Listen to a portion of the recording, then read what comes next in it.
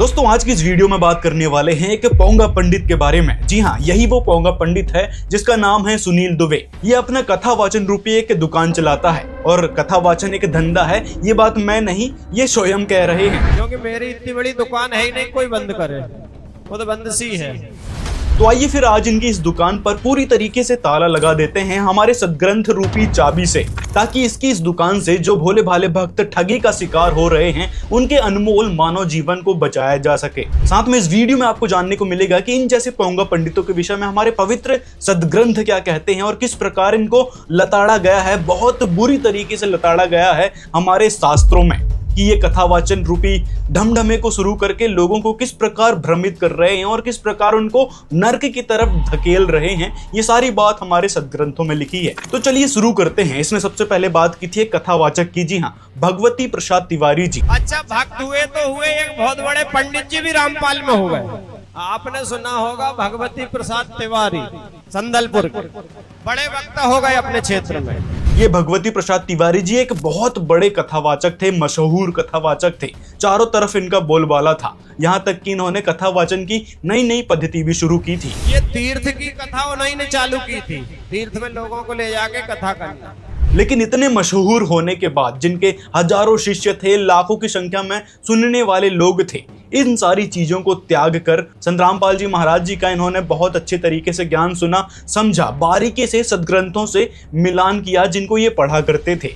और सारी चीज मिलान करने के बाद ये आते हैं संत रामपाल जी महाराज की शरण में। संत रामपाल जी महाराज की शरण में आने के बाद इन्होंने पूरी तरीके से कथावाचन रूपी उस धंधे को बंद कर दिया, क्योंकि उनको पता चल चुका था कि कथा करने के हम अधिकारी नहीं हैं। जैसे सुखदेव ऋषि की कथा सुनी कि सुखदेव ऋषि को उस राजा को कथा सुनाने के लिए स्वयं आना पड़ा, क्योंकि वहां पर जितने भी ब्राह्मण थे वो कोई भी कथा करने का अधिकारी नहीं था।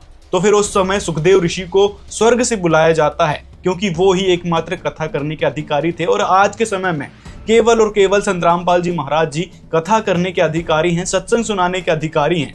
तो ये बातें इन्होंने जब सुनी, समझी और अपने सदग्रंथों से सारी बातों को मिलान किया, तो फिर संत रामपाल जी महाराज की शरण में हो लिए, अपने उन सर्व पदवी को त्याग कर। दोस्तों सोचने वाली बात है कि जहां एक तरफ लाखों की संख्या में सुनने वाले लोग हों, हजारों चेले चपाटे हों और कई सारे लोग आगे पीछे घूमने वाले हों, इस प्रकार के उच्चतम पद को छोड़कर एक निम्न पद पे आना, निम्न श्रेणी पर आना, एक दास के रूप में भक्ति करना एक बहुत बड़ी बात होती है। आजकल तो छोटी मोटी जॉब लग जाती है, छोटी मोटी पदवी मिल जाती है तो आंडी पाक जाते हैं और धरती तोलने को देखते हैं। तो दोस्तों ये होते हैं असली भक्त। जैसे ध्रुव प्रहलाद हुआ करते थे, जिन्होंने भगवान की प्राप्ति के लिए सर्वस्व वार दिया था। तो इसी प्रकार आज के समय में ये भगवती प्रसाद तिवारी जी जैसे कथावाचक हैं और ढेरों ऐसे गुरु हैं, कथावाचक हैं और सेलिब्रिटीज हैं जो अपने पैशन में होते हुए भी उन्होंने इस आध्यात्मिक ज्ञान को स्वीकार किया और दास बनकर परमात्मा की भक्ति कर रहे हैं। तो ये होती हैं वो प्रभु प्रेमी आत्माएं जिनको परमात्मा चाहिए होता है,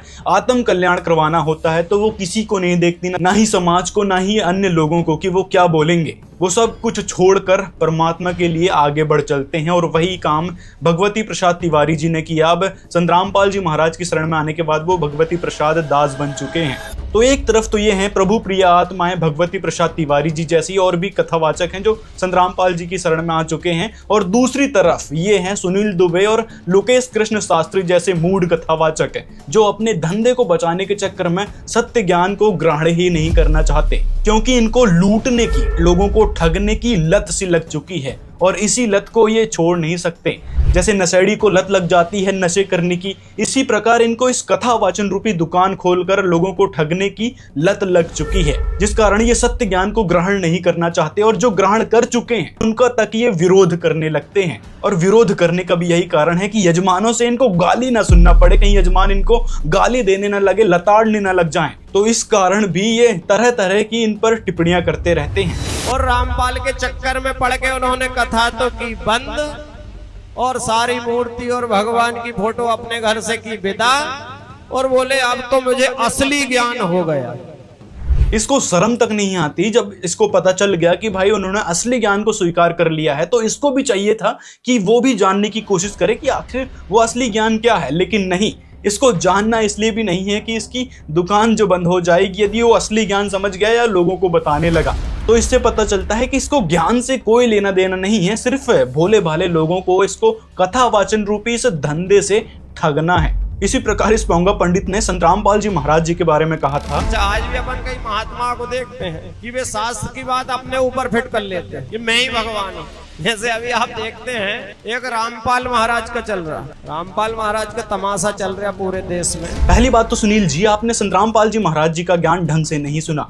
यदि ढंग से सुन लेते तो ऐसी बातें नहीं करते कि संत रामपाल जी महाराज अपने आप को शास्त्रों से बड़ा बताते हैं, अपने आप को भगवान बताते हैं। संत रामपाल जी ने कभी अपने आप को भगवान नहीं कहा, लेकिन अब रियलिटी पता चल रही है संत रामपाल जी महाराज की कि संत रामपाल जी महाराज आखिर हैं कौन, जिन्होंने आप जैसे मूर्ख लोगों की धोती सी धो दी है सदग्रंथों के आधार पर, और आपके बड़े बड़े जो गुरु मंडलेश्वर हैं उनकी तक पोल खोल कर रख दी है शास्त्रों से कि वो क्या भक्ति बताया करते थे और हमारे सदग्रंथों में क्या ही भक्ति विधि बताई गई है। और वही भक्ति विधि आज के समय में संत रामपाल जी महाराज बता रहे हैं। और ये बात आप इसलिए भी बोल रहे हैं, जो बात आपने संत रामपाल जी महाराज जी के बारे में बोली है लोगों को भड़काने के लिए, वो इसलिए भी बोल रहे हैं क्योंकि यदि संत रामपाल जी महाराज जी का ज्ञान आपके यजमानों तक पहुंच गया, आपके सुनने वाले लोगों तक पहुंच गया, तो आपकी रोजी रोटी पूरी तरीके से खतरे में आ जाएगी। तो इसलिए आप झूठी बातें और भड़काऊ बातें करके उनको समझने नहीं देना चाहते हैं, विरोधी बनाना चाहते हैं, क्योंकि इन जैसे पोंगा पंडितों की दुकान संत रामपाल जी के कारण ही बंद होती जा रही है, जिस कारण ये तरह तरह की बातें करके अपनी दुकानों को बचाना चाहते हैं।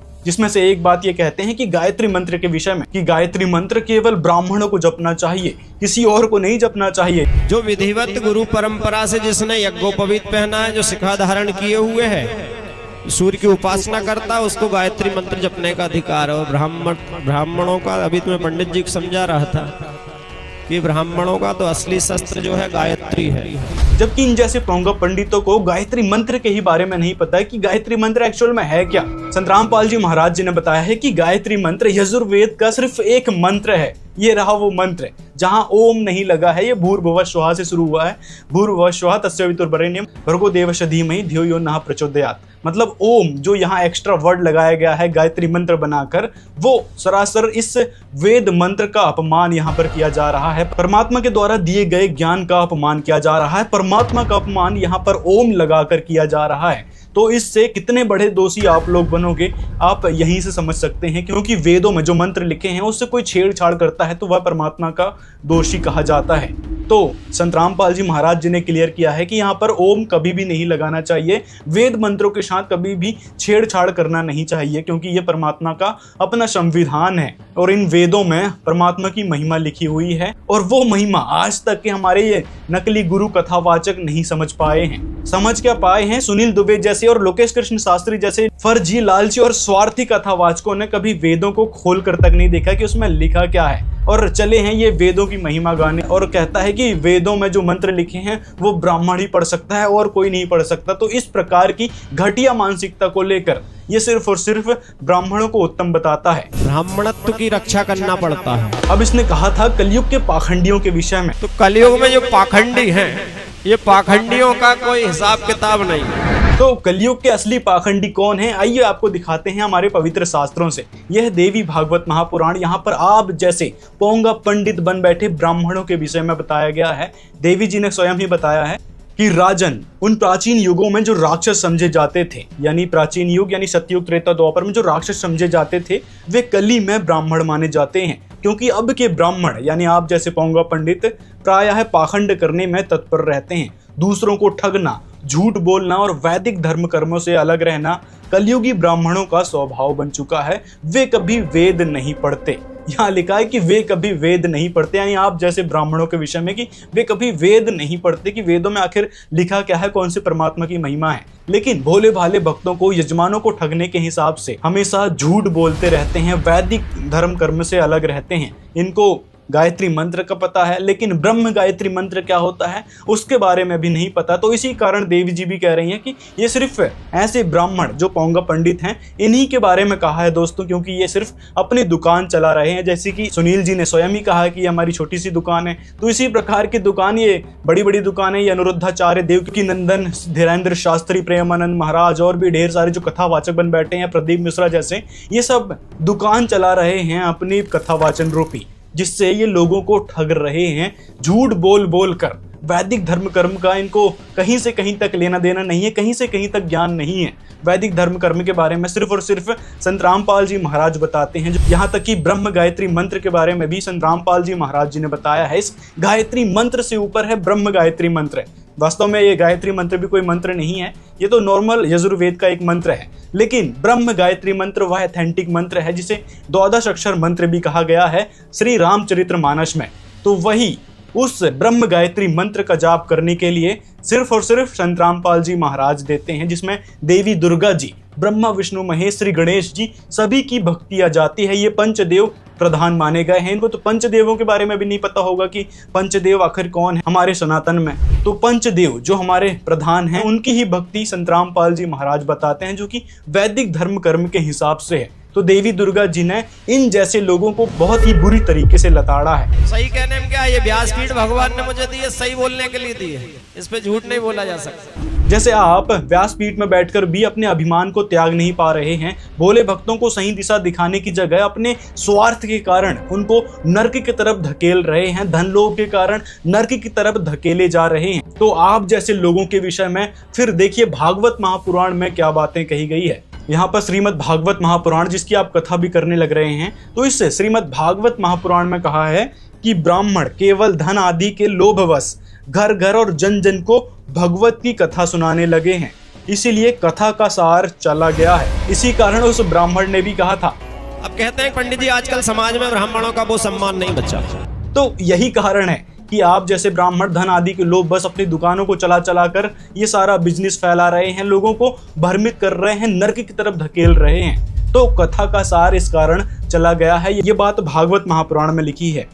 यहाँ लिखा है कि तीर्थों में नाना प्रकार के अत्यंत घोर कर्म करने वाले नास्तिक और नारकी पुरुष होने लगे हैं, इसीलिए तीर्थों का प्रभाव भी जाता रहा है। यानी तीर्थों का प्रभाव भी आप जैसे दुष्टों के कारण अब चला गया है, कोई महत्व नहीं रहा उसका। आगे फिर कहा है इसी भागवत महापुराण में, नीचे देखो, यहाँ पे लिखा है कि पंडितों की यह दशा है कि वे अपनी स्त्रियों के साथ भैंसों की तरह रमण करते हैं, उनमें संतान पैदा करने की ही कुशलता पाई जाती है, मुक्ति साधन में वे सर्वथा अकुशल हैं। यानी किसी को मोक्ष ये लोग नहीं दिला पाएंगे, सर्वथा अकुशल हैं। ये बात भागवत महापुराण कह रही है। तो यहीं से दोस्तों आप लोग समझ जाओ, जो भी इनके बहकावे में आए हैं कि इनके पास कोई ज्ञान नहीं है, खक ज्ञान नहीं है शास्त्रों का, ना ही सदग्रंथों का, ना ही परमेश्वर का, परमात्मा प्राप्ति का।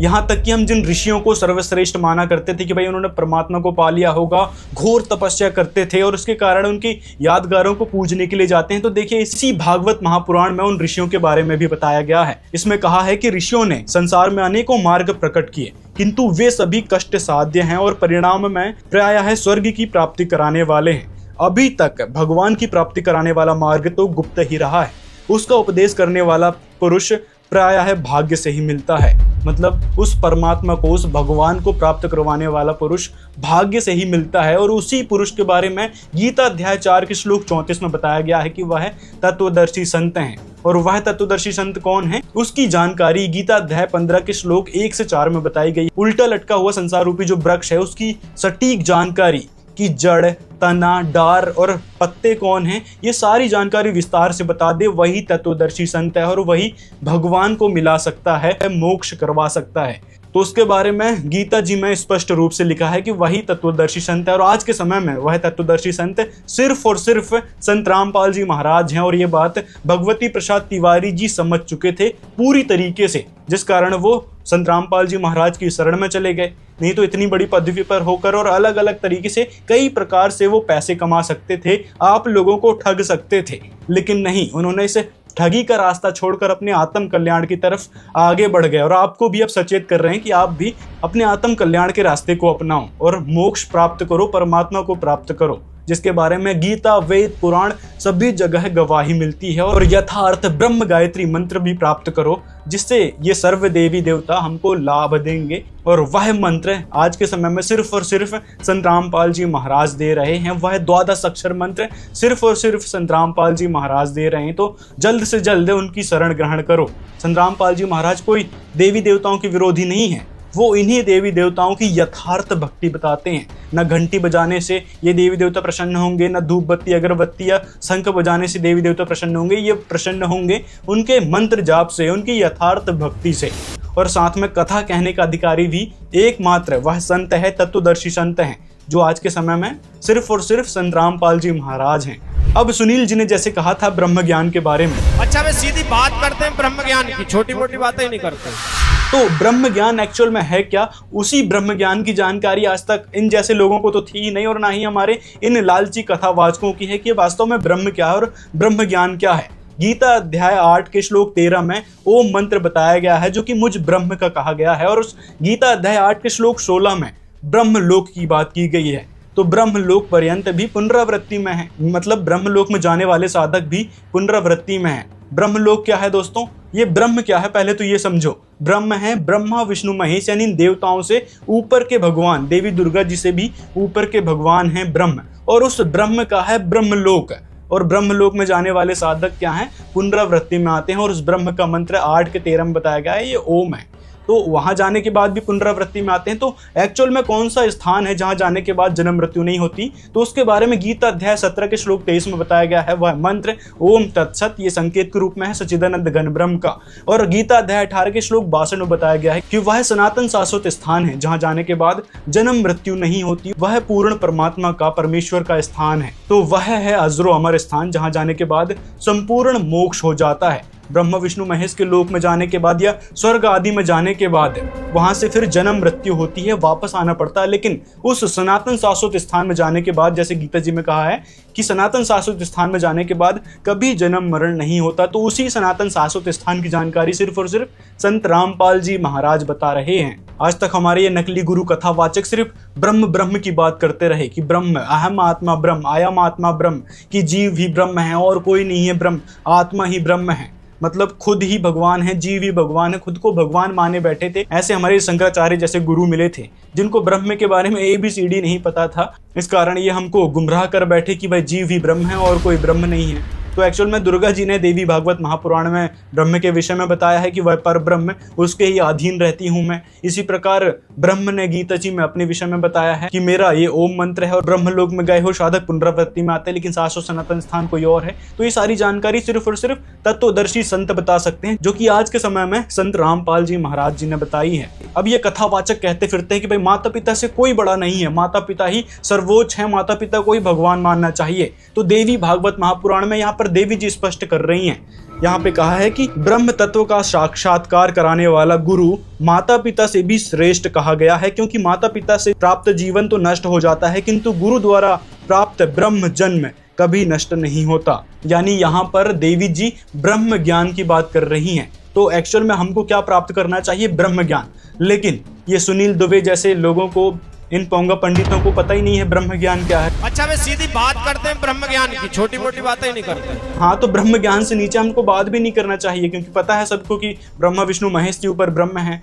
और ब्रह्मा विष्णु महेश की साधना तक आप लोग सीमित है। तो देखिए देवी भागवत महापुराण में श्री ब्रह्मा जी, विष्णु जी, शिव जी, यानी विष्णु जी के अवतार है रामचंद्र जी, कृष्ण जी, तो उनके बारे में स्पष्ट कहा है देवी भागवत महापुराण में। यहाँ पर कहा है कि जो मनुष्य माया के गुणों से प्रभावित होकर ब्रह्मा विष्णु महेश, चंद्रमा, अग्नि, यम, वायु, गणेश आदि देवताओं की पूजा यानी स्तुति करते हैं, वे अज्ञानी ही कहे गए हैं। मतलब ब्रह्म को छोड़कर इन देवताओं पर जो आश्रित हो जाते हैं, इनकी पूजा भक्ति करते हैं, वो अज्ञानी बताए गए हैं देवी भागवत महापुराण में। यानी जो लोकेश कृष्ण शास्त्री हैं, अनुरुद्धाचार्य हैं, या फिर ये सुनील दुबे जैसे कथावाचक हैं, और भी जो ढेरों कथावाचक हैं, वो सिर्फ और सिर्फ ब्रह्मा विष्णु महेश, रामचंद्र जी, कृष्ण जी तक सीमित करे बैठे हैं, जिनको अज्ञानी बताया गया है। आगे कहा है देवी भागवत महापुराण के अध्याय 4 तृतीय स्कंद में कि यहाँ पर विष्णु जी कह रहे हैं कि ब्रह्मा, मैं यानी विष्णु तथा शंकर, हम सब आपके ही प्रभाव से उत्पन्न होते हैं। जब हम नित्य नहीं हैं तो फिर इंद्र आदि जो प्रमुख देवता हैं, जिनकी ये सुनील दुबे जैसे भक्ति करवाते हैं, इनको पूजनीय बताते हैं और कई प्रकार की पूजाएं करवाते हैं, गोवर्धन पूजा कराते हैं, गोबर की पूजा करवाते हैं और भी ढेरों पूजाएं हैं, उनके बारे में यहाँ कहा है कि जब हम ही नित्य नहीं है तो फिर इंद्र आदि प्रमुख देवता नित्य कैसे हो सकते हैं, यानी अविनाशी कैसे हो सकते हैं। समस्त चराचर जगत की जननी तथा सनातन प्रकृति रूपी आप ही नित्य हैं। यहाँ पर विष्णु जी दुर्गा जी की आराधना करते हुए कह रहे हैं कि आप ही नित्य हैं और जगत जननी है। लेकिन हम लोग ब्रह्मा विष्णु महेश, ये इंद्र आदि जो प्रमुख देवता हैं, ये सब नाशवान हैं, इनकी जन्म मृत्यु होती है। ये स्पष्ट रूप से लिखा है हमारे पुराणों में। और यही बात संग्रामपाल जी महाराज ने बताई कि देवी देवता नाशवान है, इनके स्तर का नहीं है कि आपका भाग्य परिवर्तित कर दे। वेदों में लिखा है कि वह परमात्मा ही भाग्य परिवर्तित कर सकता है और उसकी भक्ति हमने किस प्रकार करनी चाहिए तो वो तत्वदर्शी संत बताते हैं। तो आज के समय में ब्रह्म ज्ञानी सिर्फ और सिर्फ संग्रामपाल जी महाराज हैं, जो ब्रह्म का ज्ञान बताते हैं। पूर्ण परमात्मा सच्चिदानंद घन ब्रह्म का भी ज्ञान बताते हैं, जिसको पाने के बाद मोक्ष हो जाता है। वापस इस जन्म मरण के चक्र में नहीं आना पड़ता, ना ही घोर नरक में जाना पड़ता है। उस भागवत का आपने त्याग करके, भगवान की कथा का त्याग करके नरक का रास्ता खोल लिया है। ये तय है और बार बार तय है। तो असली ब्रह्म ज्ञान प्राप्त करें, सच्चिदानंद घन ब्रह्म का ज्ञान प्राप्त करें। और आपको बता दें कि मोक्ष के लिए ही यह मानव जीवन मिलता है, न कि बकवाद करने के लिए। तो सुनील दुबे जी, आपसे निवेदन है, और भी जो दर्शक हैं, जो कथावाचक हैं, जो देख रहे हैं, उनसे भी निवेदन है कि आप एक बार संत रामपाल जी महाराज जी के सत्संग निष्पक्ष होकर देखें और समझें कि संत रामपाल जी महाराज एक्चुअल क्या ज्ञान देते हैं और हमारे शास्त्रों में आखिर वो ज्ञान लिखा है या नहीं है। जो बात संत रामपाल जी महाराज बताते हैं, पूरी तरीके से मिलान करके उनसे ब्रह्म गायत्री मंत्र ग्रहण कीजिए और अपने जीव का कल्याण कराइए। इससे आपको जन्म मरण से छुटकारा मिलेगा, नरक नहीं जाना पड़ेगा। ये बात संत रामपाल जी महाराज गारंटी के साथ बोलते हैं और यहाँ तक की गारंटी देते हैं कि आपको सारे सुख मिलेंगे, कोई दुख आपके घर में नहीं रहेगा। जैसे इन लोगों के घर में ढेरों दुख थे, समस्याएं थी, कैंसर के रोग थे, भारी से भारी समस्याएं थी। सारी समस्याएं सिर्फ नाम दीक्षा लेने मात्र से सॉल्व हो गई हैं, जो कि इन देवी देवताओं ने ही लाभ दिए हैं। उनकी भक्ति हमने यथार्थ रूप से करनी चाहिए। तो अपनी राय कमेंट में जरूर बताएं। मिलते हैं अगली वीडियो में।